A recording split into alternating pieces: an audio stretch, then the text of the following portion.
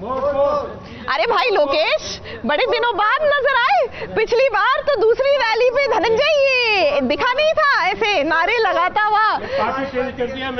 कोई बात नहीं, कहते हैं ना कि घर का सुबह का भूला हुआ शाम को घर लौट आए, तो उसे भूला नहीं कहते। अब देखिए, सुमन की सासू माँ, एक सासू माँ यानी तीर्थ की माँ भी चाहती है कि भले ही बेटे की सगाई कृतिका के साथ हो रही हो, लेकिन सुमन जो है वो वापस घर लौट आए। कोई बात नहीं, लगाओ नारे।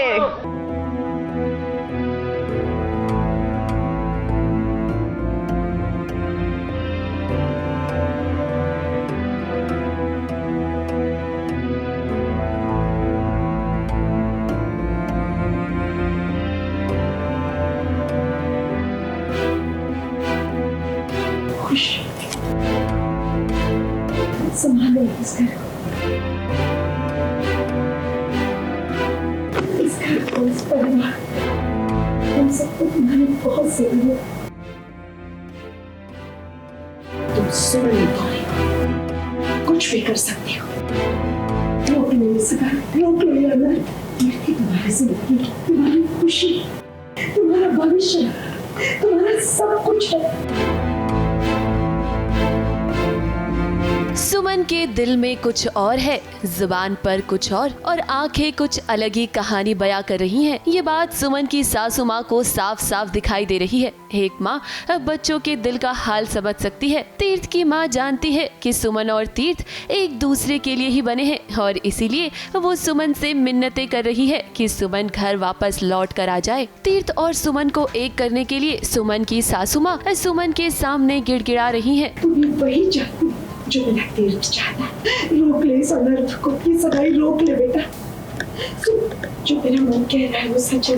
ऋषि तेरा और मेरे तीर्थ का बेटा है ना, मेरा पोता है ना, इस घर का चिराग है ना। भले ही सुमन इस वक्त जिद पर अड़ी हुई है, वो तीर्थ से बदला लेना चाहती है, लेकिन सच तो यही है कि दिल से वो तीर्थ से बहुत प्यार करती है। सुमन की आंखों में जो आंसू हैं, वो उसके दिल का हाल साफ साफ बयां कर रही हैं, लेकिन वो भी क्या करे। उसके दिल में जो चोट लगी है ना, उसने उसे मजबूर कर दिया है पत्थर दिल बनने पर।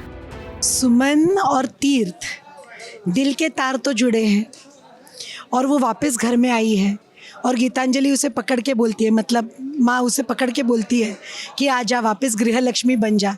तो कहीं तो दिल का तार छिड़ ही जाएगा ना।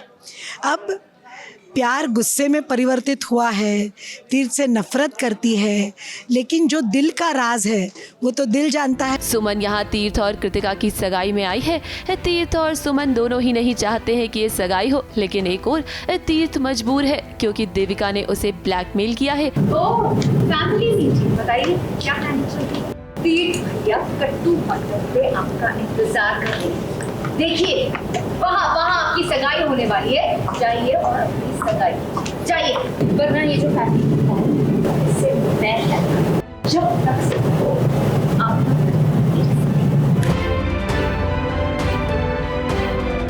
अब रिश्ते भी इतने उलझ गए हैं। विक्रम आ गया है जिंदगी में, सामने तीर्थ खड़ा है, देविका तो है ही अपने मतलब चरम सीमा पे कि कैसे मैं अपनी दुश्मनी निकालूं। लेकिन इस बार चंद्रकांत मित्तल भी गिड़गिड़ाते हैं कि बेटी घर आ जा वापस, जो उसके खिलाफ खड़े थे। यहाँ सुमन के ससुर जी भी नहीं चाहते हैं कि ये सगाई हो और इसीलिए तो वो तीर्थ को रोकने की कोशिश कर रहे हैं। फिलहाल तीर्थ तो बुरी तरह से फंस चुका है। सुमन को भी सच नहीं पता है और इसीलिए तो उसे बड़ी गलतफहमी हुई है। अब उम्मीद तो यही है कि सुमन को सच पता चले और वो देविका का पर्दाफाश करे। मुंबई से प्रिया धवड़े की रिपोर्ट।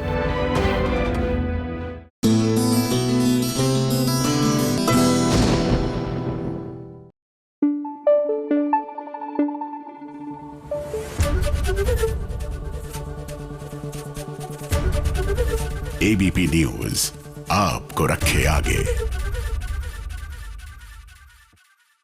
सब लोग ठीक ठाक हैं सर? अरे भाई साहब आपको क्या हुआ, लग क्यों रहे? अरे भाई साहब लेके ही जाइए इनको, अस्पताल लेकर जाइए, इनकी दवा दारू करा के लाइए। दवा करा के लाइएगा, दारू मत करा के लाइएगा, दारू से सेहत और खराब होती है। आप यहाँ पे खड़े होके भैया आज की पेमेंट लेनी है तो आप रैली में नारे लगाइए। मीनवाइल मंगल लक्ष्मी में क्या हो रहा है ये भी हमारी पार्टी आपको बताती हुई चलेगी। जी हाँ, आदित्य का भी एक्सीडेंट हो गया। जिस अस्पताल में ये भाई साहब को लेके गए हैं उसी अस्पताल में आदित्य भी एडमिटेड है। परेशान है कि इन भाई साहब को देखे या आदित्य को देखे। नहीं देखेंगी वो आदित्य को ही, लेकिन ठीक कैसे करेंगी ये सबसे बड़ा सवाल है।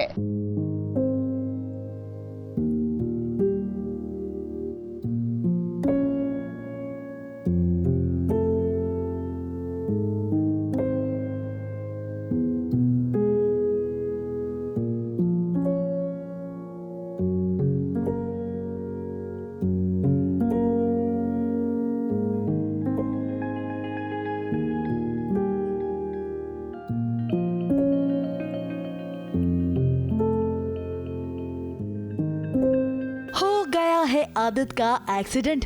अब इस एक्सीडेंट में आदित्य को लग गई है भयंकर चोट, जिसके वजह से उसे अस्पताल में एडमिट कराना पड़ गया है। अब ऐसी नाजुक हालत में मंगल को समझ नहीं आ रहा है कि वो आदित्य की जान बचाए तो कैसे बचाए। अस्पताल का खर्चा भी है और घर वाले परेशान भी। अब मंगल के ऊपर ही सभी का भार आ गया है और मंगल समझ नहीं पा रही है कि वो इस मुसीबत को कैसे संभाले। अब डॉक्टर साहब तो कह रहे हैं मंगल को अस्पताल की फीस भरने के लिए, मगर मंगल के पास जितने पैसे हैं उसमें अस्पताल का खर्चा तो नहीं निकलेगा। पूरा परिवार आदित्य की हालत को देखकर परेशान है, मगर अपने पति को यूं देखकर मंगल को आदित्य के साथ बिताए हुए पल याद आ रही हैं और इन यादों को याद करके उसकी आंखें नम हो गई हैं।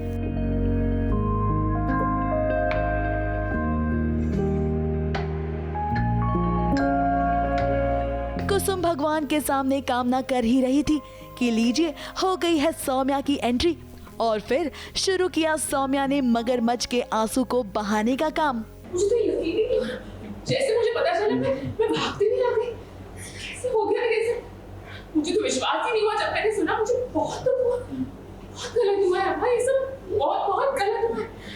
मैं जानती हूँ हमारा कोई रिश्ता नहीं था, लेकिन फिर भी। अब सौम्या ने तो सोचा था कि वो कुसुम को पट्टी पढ़ाएगी, जहां वो कुसुम को ये विश्वास दिलाने की कोशिश करेगी कि सब कुछ अब उसके कंट्रोल में है और आदित्य के साथ साथ वो पूरे घर का ख्याल रखेगी। मगर सौम्या, शायद आप भूल रही हैं कि अभी मंगल जिंदा है। इसमें ये तो पता ही है कि सौम्या का बहुत खुराफाती दिमाग है और वो बहुत ही चालाक और तेज़ है और कुछ ना कुछ चलता ही रहता है दिमाग में उनके उलझ। ये तो मैं बोलती भी अपने डायलॉग्स में। बट ये गाड़ी वाला कैसे पता चलेगा? मैं तो खुद सरप्राइज हूँ, बिकॉज उन्होंने ब्रेक फेल किए हैं, कैब बाहर की थी, तो जितना भी मैं दिमाग लड़ाऊँ, बट हाँ अगर कभी पता चलेगा तो वैसे पता तो चलना चाहिए अक्षत के पापा को। क्यों सौम्या, लगा ना आपको 440 वॉट का झटका? आपने तो सोचा था कि एक्सीडेंट की वजह से मंगल का पत्ता साफ हो जाएगा, मगर यहाँ तो पूरा खेल ही उल्टा पड़ गया। और तो और मंगल सही सलामत आपके सामने खड़ी है। मंगल को यूं सही सलामत देखकर सौम्या काफी ज्यादा शौक रह जाती है, मगर ऐसे में भी उसने अपने आप को संभाल कर एक बार फिर मंगल पर ही निशाना साधा है। तुम्हें तो बहाना मिल गया बदला लेने का। हाँ, अंदर ही अंदर खुशी हो रही होगी ना तुम्हें कि आदित्य ने तुम्हारे साथ जो किया उसकी सजा मिल रही है उसे। भगवान उसे सजा दे रहे हैं ना। बस कीजिए सौम्या जी, इतनी गिरी सोचना आपकी ही हो सकती है। मैं तो अपने दुश्मन के बारे में भी कभी ऐसा ना सोचूं।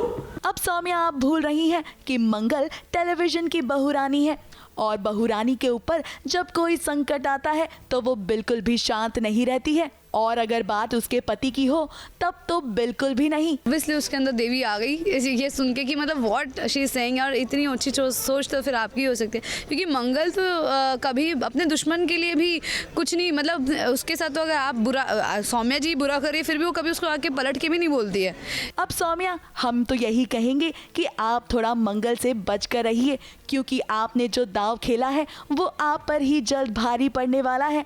क्योंकि अब बात सिर्फ आदित्य की नहीं है, बल्कि उसके बच्चों के पिता की भी है, और ऐसे में अगर उन पर जरा सी भी आंच आई तो मंगल किसी को भी नहीं छोड़ेगी। फिर आप तो जानती ही हैं सौम्या कि आपने क्या किया है। मुंबई से विशाल शर्मा के साथ एबीपी न्यूज़ रिपोर्ट।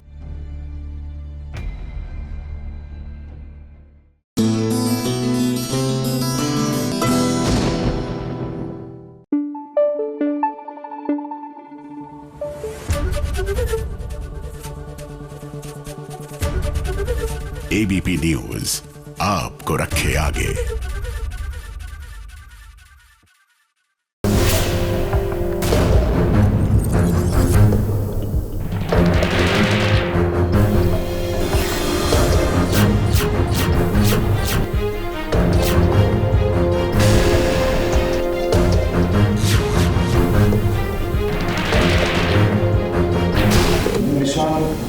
यहाँ पे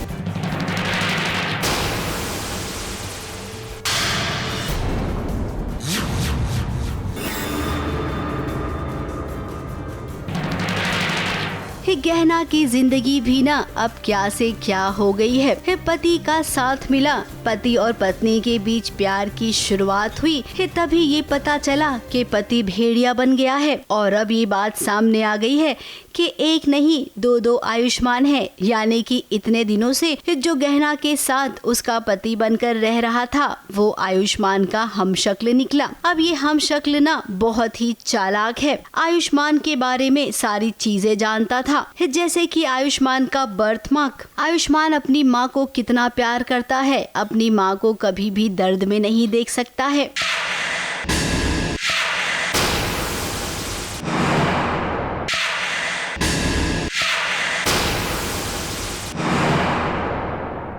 इस घर में आने से पहले उसने बहुत सारी रिसर्च कर ली थी। मैं ही हूँ तुम्हारा डॉक्टर बाबू, हमारी जबरदस्ती पकड़वा शादी हुई। मैं तुमसे कितना नाराज था, लेकिन तुम्हारे प्यार ने मुझे तुमसे प्यार करने पे मजबूर कर दिया। अब ये हम शक्ल नहीं जानता है कि जिससे इसका पाला पड़ा है ना, वो टेलीविजन की बहुरानी है, बाल की खाल निकालने में अव्वल है। जरा देखो क्या कह रही है, निशान दिख रहा है। अब गहना ने ना इस नकली आयुष्मान के गले पे एक निशान देखा था और आज असली नकली का फैसला हो रहा है। तब ये निशान बहुत काम आया। गहना एक निशान बताती है जो आयुष्मान की गर्दन पे, जो आयुष्मान की गर्दन पे नहीं है पर नकली की गर्दन पे था। एक आयुष्मान के गर्दन पे एक निशान मिलता है पर वो अभी भी कंफर्म नहीं है कि स्टिचेस हैं कि नहीं। नकली आयुष्मान की गर्दन पर वो निशान पाया गया। अब इसी से साबित हो जाएगा कि असली कौन है और नकली कौन। हमारे घर पे आयुष्मान गहना को एक अलग तरीके से ट्रीट कर रहा है। ये आयुष्मान जो है वो पहले जैसा नहीं रहा। मुझे ऐसा लगता था कि आयुष्मान को अकल आ गई है, वो समझ गया है कि गहना उसके लायक नहीं है। आई थॉट आयुष्मान अब मेरी तरह एक अपनी जिंदगी अपने शर्तों पे जिएगा, बट अभी पता चला है कि ये आयुष्मान नकली है। उम्मीद करते हैं कि गहना को उसका असली पति मिल जाएगा और जितने भी लोग यहाँ पर है ना, जिन्हें ये लगता है कि गहना कभी कुछ कर नहीं सकती है, उनको इस बात का जवाब भी मिल जाएगा कि एक गहना सब पर भारी है। अरे असली आयुष्मान मैं हूँ, ये नहीं। हम तो क्यों नहीं समझ रहे हैं? बस चुप हो जाओ। तुमने मेरे साथ बर्ताव किया है, मेरे साथ मेरे परिवार वालों को धोखे में रखा है, तुमको पुलिस ही सजा देगी। मुंबई से कैमरामैन सुजीत मिश्रा के साथ एबीपी न्यूज रिपोर्ट।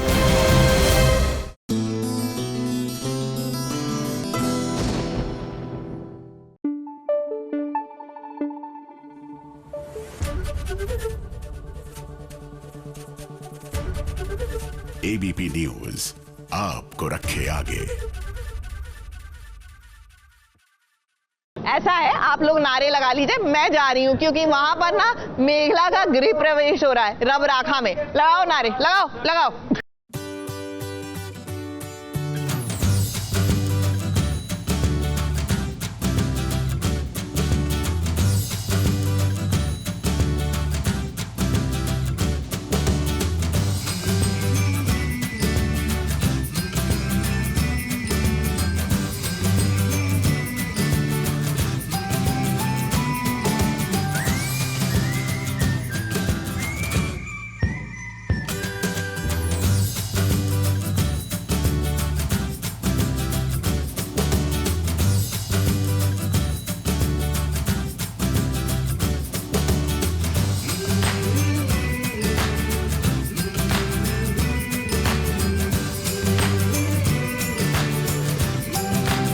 स्टेट्स का मिलन आखिर हो ही गया। हजार परेशानियों के बाद आखिरकार मेघला दुल्हन बनकर रणबीर की चौखट पर आ ही गई, जहां उसका गृह प्रवेश हो रहा है। रणबीर की मां गृह प्रवेश की सारी रस्में अदा कर रही है।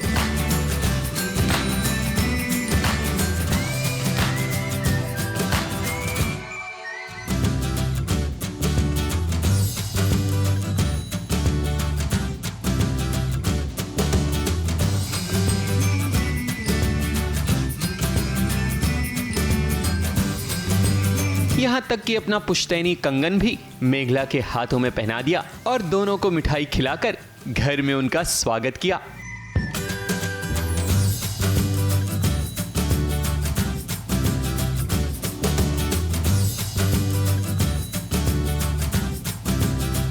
पंजाबी कस्टम है कि जब घर पे ब्याह करके लड़का और लड़की घर वापस आते हैं तो माँ जो है नज़र उतारती है पानी के लोटे से, और उसके बाद उस लोटे को बार बार वो पीने लगती है और बेटा रुका देता है।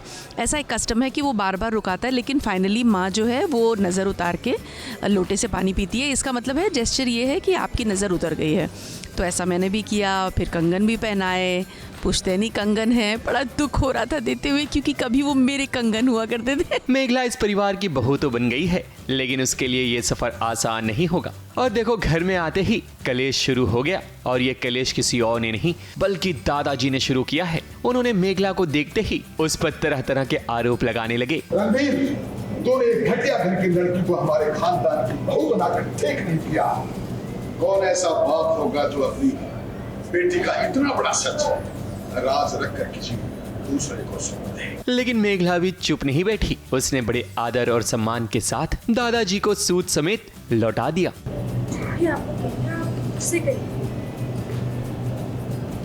माँ बाबा को किसी बात का दोष मत दीजिए। मेरे माँ बाबा मेरे भगवान के समान, और अभी इस वक्त आप उसी भगवान का अपमान कर रहे हैं। अरे यार, घर में कहीं ना कहीं कलेश तो होना ज़रूरी होता है। किसी ना किसी को तो कलेश करना पड़ेगा ना, वरना ड्रामा आगे कहाँ से बढ़ेगा। दादाजी को पहले से ही प्रॉब्लम थी, तो दादाजी ना पहले से कैसे खा के बैठे। हमारे सारे कनेक्शन जो है वो चंदन फैमिली से ही हैं। तो चंदन की जो माँ होगी, हो सकता है कि दादा की वो कुछ तो हुआ होगा कि रिजेक्ट हो गए होंगे दादा। मेघला की जबान हक और सच्चाई की सीधी राह पर चलती है, इसलिए तो वो झुकती नहीं। लेकिन उसे अपने ससुराल में कड़ी परीक्षा से गुजरना पड़ेगा। ससुराल वाले क्या कम थे कि अब अद्रिजा के कारण भी आने वाले समय में मेघला को बहुत कुछ सुनना पड़ेगा, क्योंकि अद्रिजा कुछ ऐसा करने वाली है जिसके कारण मेघला के आंसू निकल जाएंगे। मुंबई से सोनू शुक्ला के साथ ABP news report.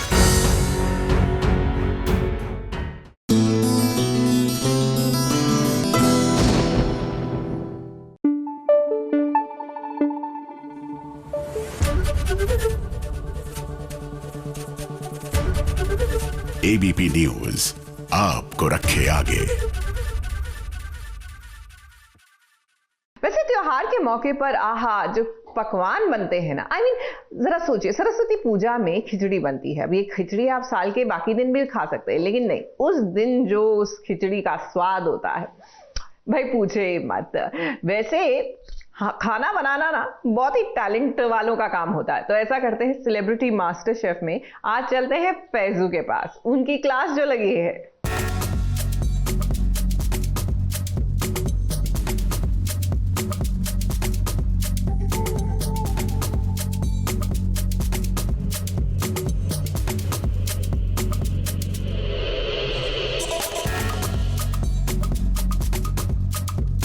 Celebrity master chef ये अपने आप में एक बहुत बड़ा टास्क है सेलिब्रिटीज के लिए।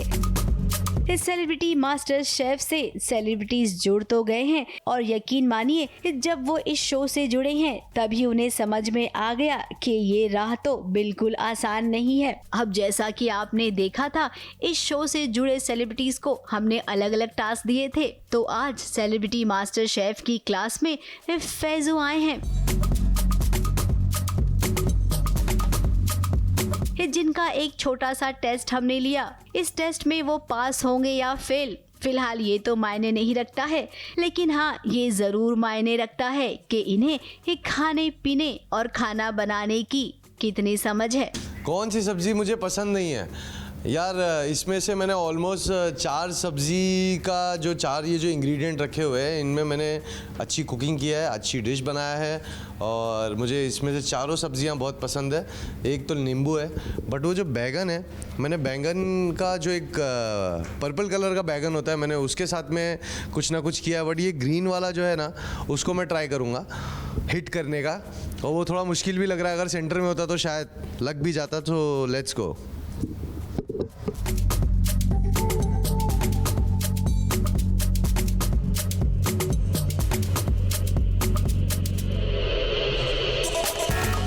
जो हंसेगा वो फंसेगा, जो फंसेगा वो हंसेगा।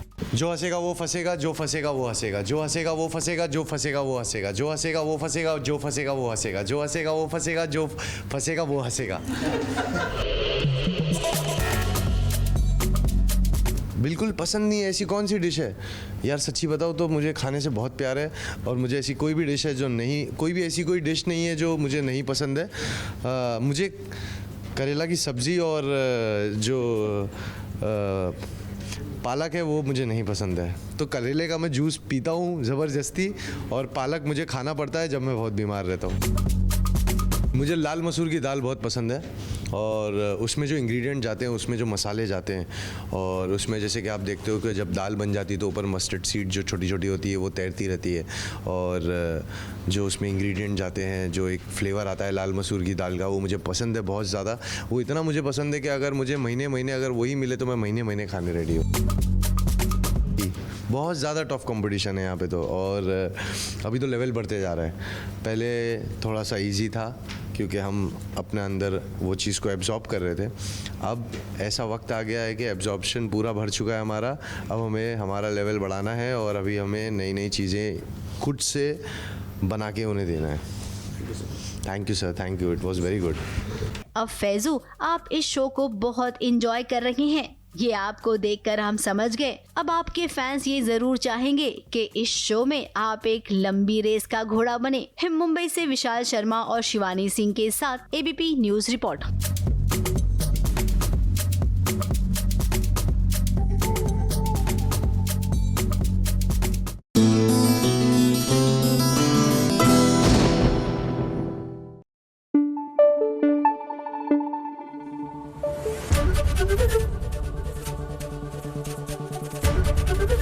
एबीपी न्यूज आपको रखे आगे।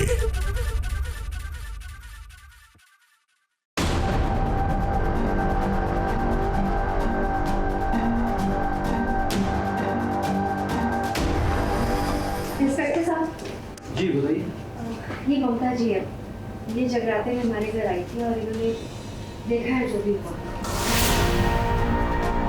मैंने देखा गुरप्रीत बहन जी ने मुरीना जी को धक्का दिया था, ये सब मेरी आंखों के सामने हुआ। झूठ बोल रही है ये, बकवास कर रही है ये औरत, झूठ बोल रही है ये। परी को अपने जाल में फंसाने के लिए नीति ने डाल दिया है दाना। पार्वती ना सही, लेकिन इस बार नीति ने परी की मां गुरप्रीत को बलि का बकरा बनाया है। जरा नीति की ओवर एक्टिंग तो देखिए, कितनी मासूम बनने की कोशिश कर रही है वो। हम अच्छे से जानते हैं नीति कि ये नकली गवाह जो आप लेकर आई हैं ना, ये सब आपकी नई साजिश है।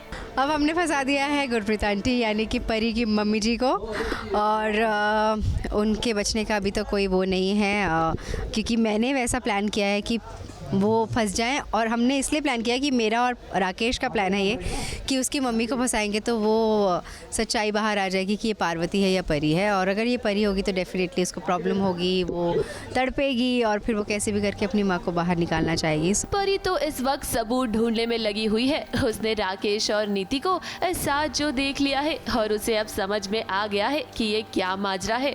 दूसरी तरफ यहाँ नीति एक औरत को पुलिस स्टेशन लेकर आई है, जिसका कहना है कि उसने अपनी आंखों से देखा है गुरप्रीत को राजीव की मां को धक्का देते हुए। यहाँ ये सब देखकर दाई माँ तो समझ गई कि ये सब नीति का ही किया धरा है, लेकिन जरा नीति का रवैया तो देखिए, उल्टा चोर कोतवाल को डांट रहा है। ये क्या बोल रही हैं आप? आपने मेरा नाम कैसे दिया और मैं क्यों दूंगी इसे पैसे?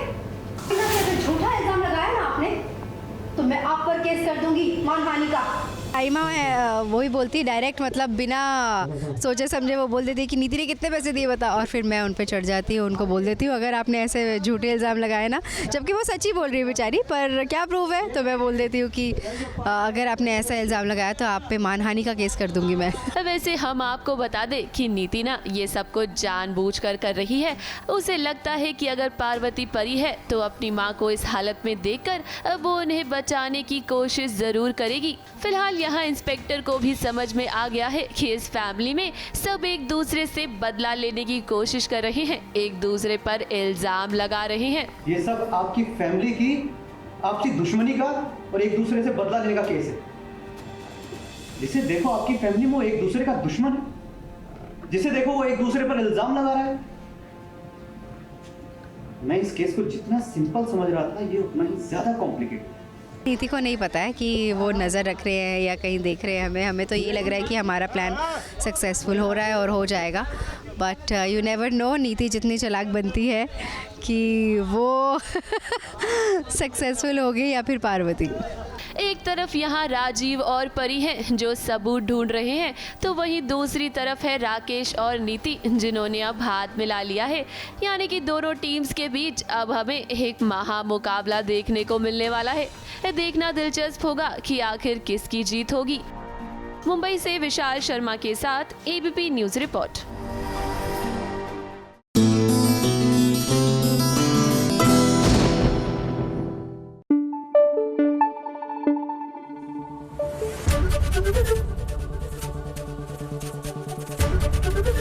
एबीपी न्यूज आपको रखे आगे। चांद पर जाने का सपना हो तो ये रोमांस जो श्लोक और अपोलिना के बीच में हो रहा है, ये बस आपको आपकी प्लान से डाइवर्ट ही करता है।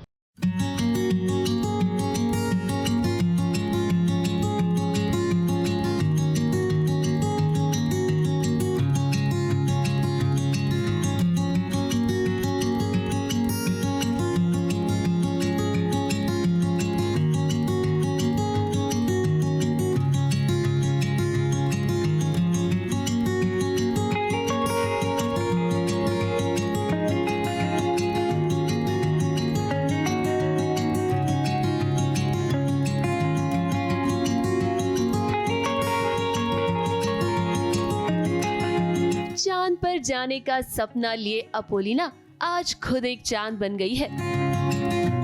अपोलिना के पियाजी उन्हें खुद अपने हाथों से सजा रहे हैं। अपोलिना अब एक सुहागन है तो 16 श्रृंगार तो उसे करने ही होंगे। और जरा देखिए तो श्लोक कोई भी कसर नहीं छोड़ रहा है अपोलिना को सजाने की, क्योंकि वो चाहता है कि अपोलिना चांद की तरह खूबसूरत लगे।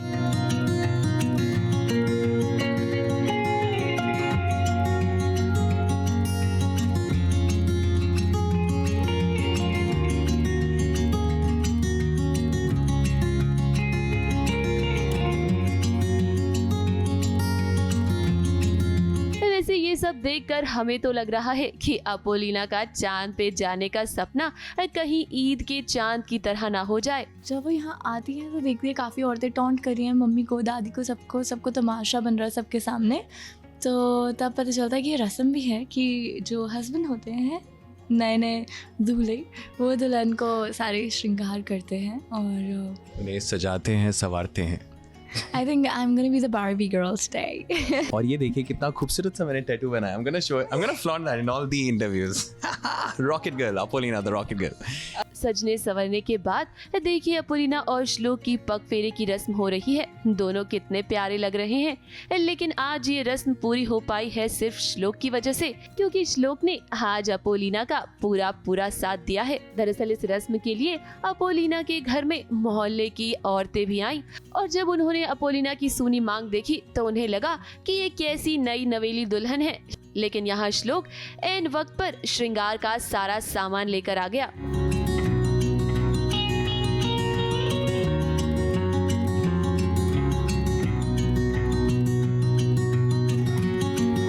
ये सीन तो काफी अच्छा है, लेकिन जरा पर्दे के पीछे का नजारा भी तो देखिए। अपोलिना एक पावर नैप ले रही हैं। लगता है कि वो पढ़ते पढ़ते थक गई है। वैसे अपोलिना, अब तो आप एक बहू रानी भी बन गई हैं। ऐसे में अब आपको अपने ससुराल में गोल गोल रोटियां भी बनानी पड़ेंगी। तो अगर आप ऐसे थक जाएंगी तो कैसे काम चलेगा? क्योंकि वे shooting continuously and for 16 hours, minimum 14 hours तो होता ही है शूट। तो 14 to 16 आवर्स ये शूटिंग, और इसीलिए जब टाइम मिलता है तो बीच बीच में पावर नैप्स लेने पड़ते हैं क्योंकि हालत बुरी हो जाती है। Just to maintain our freshness and our cuteness. अपोलोक।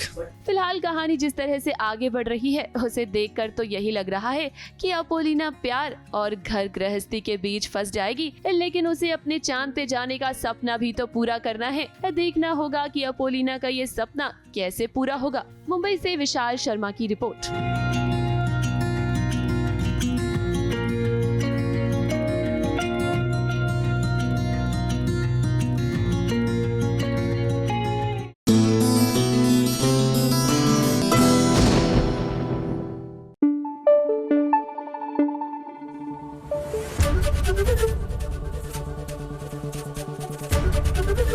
एबीपी न्यूज आपको रखे आगे।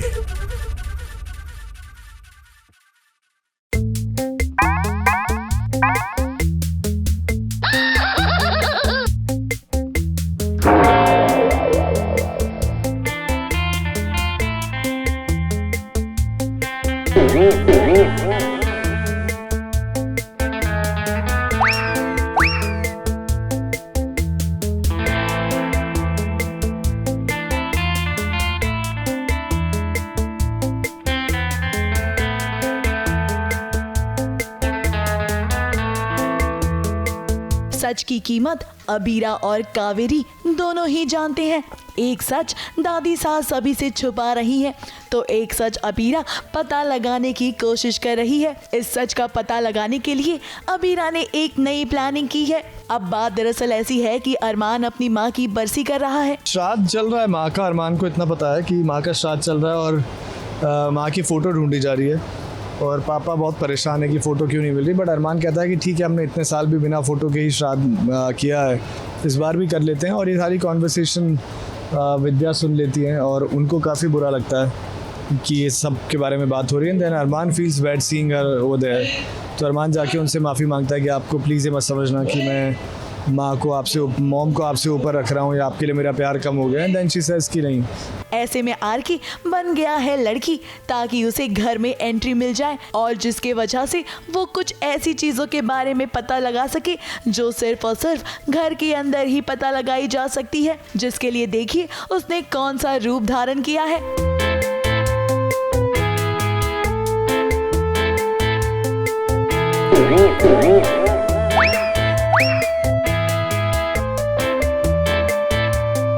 कुछ चीज़ें हैं जो हम लोग को जाननी है, पहचाननी है। इसके वजह से आरके आज टेलर बन के आया अबीरा जी के साथ। माला वाला पहना करके ऊपर से दुपट्टा दिया हुआ है पूरा, तो और मतलब ज़्यादा कंफर्टेबल तो नहीं होता है भाई। ऐसा लगता है बार बार घाघरा उतरना जाए, इसलिए लकीली मैंने अंदर पैंट्स ही पहनी हुई हैं। अब ये आइडिया अबीरा को वाकई में काम आ जाएगा, क्योंकि देखिए ना इस स्त्री ने कैसे एक एक करके सच का पता लगा लिया और तो और इसके हाथ वो ब्लैकमेलर भी लग गया, जिसे कोई और नहीं बल्कि अबीरा काफी समय से ढूंढ रही है।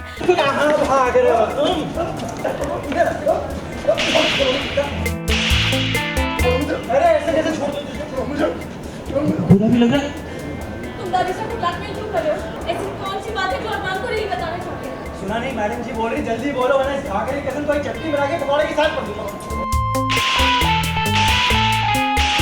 अब ये गुंडे के पीछे क्या स्टोरी है? गुंडे को आई थिंक अबीरा जी ने देखा है बात करते हुए इनसे, क्या कहते हैं, दादी सा से बात करते हुए देखा है। तो अब हम भी इस राज का पता लगाने की कोशिश करें कि आखिर ये बंदा है कौन और यहाँ क्या कर रहा है। हाँ, क्योंकि हम लोग ने उसको स्पॉट कर लिया कि ये घर में शायद ब्लैकमेल कर रहा है दादी सा को, क्या कर रहा है, तो हम लोग ने स्पॉट कर लिया।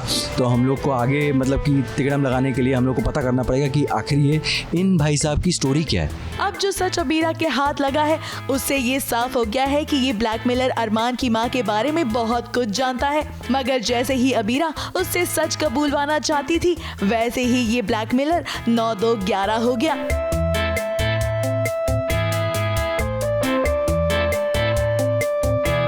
अबीरा पीछा करने की कोशिश तो करती है, मगर उसे सर में चोट लग जाती है।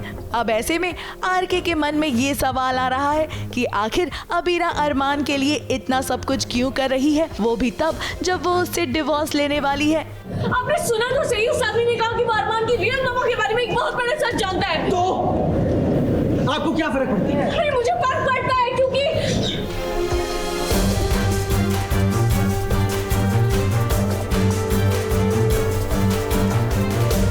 हाँ ऑफ कोर्स अच्छा नहीं लगता, क्योंकि अबीरा जी के लिए बहुत केयर करता है वो।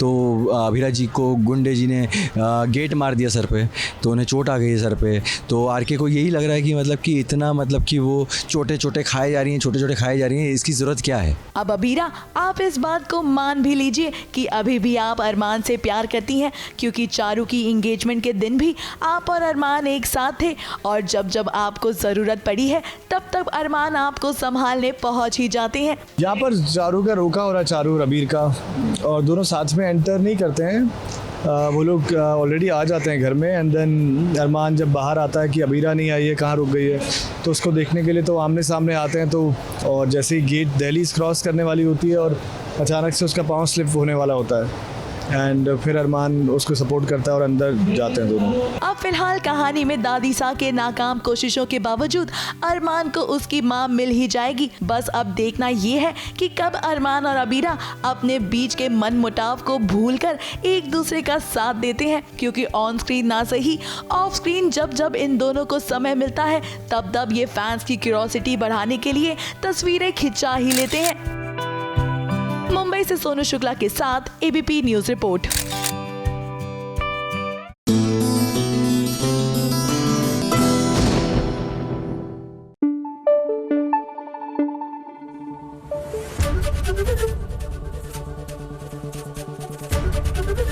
एबीपी न्यूज आपको रखे आगे। सीरियल तेनाली रामा में रामा की लाइफ में सबसे बड़ी दुविधा आ गई है। रामा के खुद के बच्चों पर चोरी का इल्जाम लगा है, और ऐसी वैसी चोरी नहीं, राज मुकुट को चुराने का इल्जाम लगा है। अब रामा अपने बच्चों को कैसे बेगुनाह साबित करेंगे, आइए देखते हैं, क्योंकि इसमें तो बड़ा तिगड़म लगाना पड़ेगा।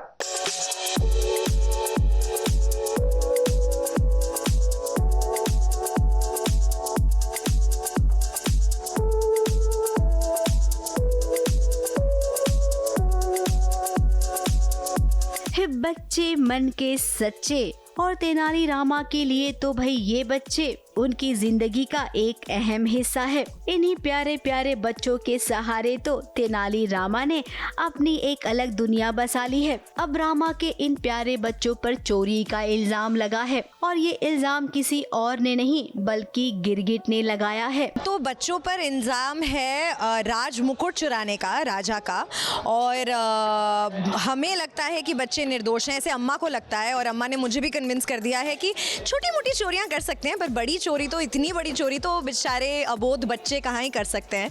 तो अभी खुलासा होगा कि चोरी किसने की है, और तब तक आरोप लग रहे हैं, और अम्मा पूरी तरह से बच्चों की साइड पे है। तो इसीलिए, और ये पहली बार अम्मा शारदा दरबार में आए हैं इस सीजन में। अब विजयनगर के राजा का मुकुट चोरी हो गया है, और दरबार में कहा जा रहा है कि इन नन्हे मुन्ने बच्चों ने चोरी की है मुकुट की। अब शारदा और उसकी माँ तो बच्चों के बचाव में राजा के सामने कह रही हैं कि बच्चे छोटी मोटी चोरी कर सकते हैं, शरारत कर सकते हैं, लेकिन राजा का मुकुट नहीं चुरा सकते हैं। इस पे अम्मा जिम्मेदारी ले लेती है बच्चों की, और कहती है कि उत्तरदायित्व अब रामा और हमारा है बच्चों का ध्यान रखने का।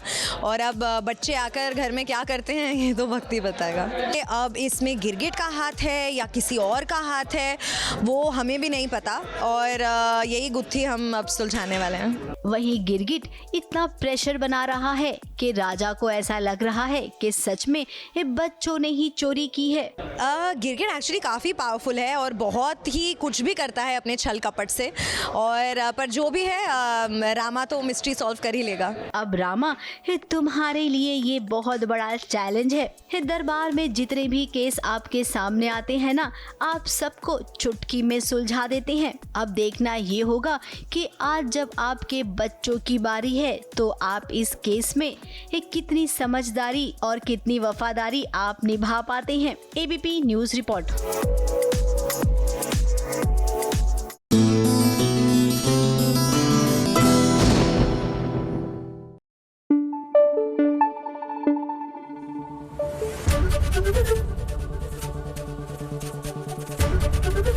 एबीपी न्यूज आपको रखे आगे।